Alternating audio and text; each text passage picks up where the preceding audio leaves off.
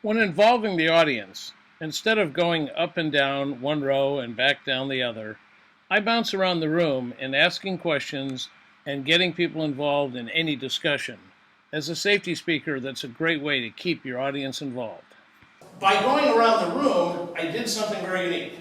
So I asked Mike first, now, you guys are used to, how many times are you in a room where people have done something like this, and they say, okay, Mike, tell us who you're with, what company, and what you came for today, or whatever it is, right? Your favorite thing, your favorite, animal, who knows what. And then what do? They jump to Linda.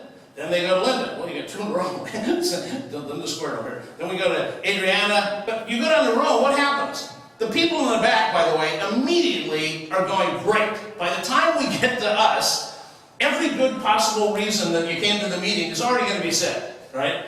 And if, by the way, if it's a brainstorming session where you're asking people for ideas or something, the people in the back, by the time you get to them, they're like, oh great, every good idea is taken. I'm going to be standing here going, oh, what he said, right? So what do? They tune out. Likewise, Mike, once he said his thing, he's kind of like tuning out of the thing.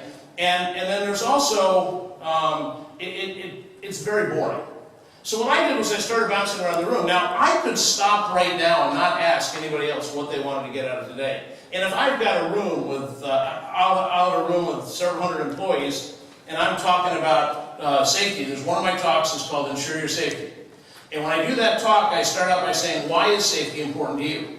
Now, I'm not going to take the time to ask 300 people. I wouldn't be able to speak by the end of the thing. I'll bounce around the room and ask 2 or 3 people. I never wait for people to raise their hand, ever. But I always ask a question that anyone can answer.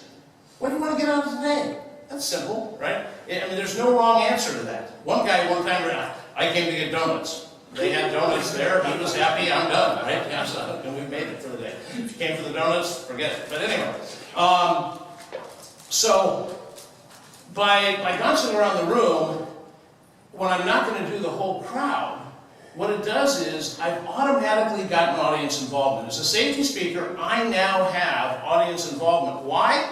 Because when I asked Mike, and then I jumped over at Kathy, right? And I jumped to Kathy, at that point, those of you that are used to people going up and down the road, your brain went, oh my goodness, this fool doesn't know they go up and down the road. He could call on me next, which meant what? You had to think of an answer.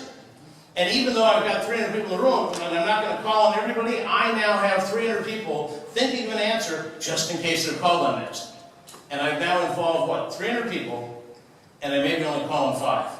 And it involves more people, and it gets them engaged because they don't know whether or not I'm going to call them.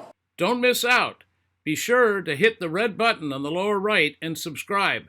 That way, every time we release a video, you'll be aware of it.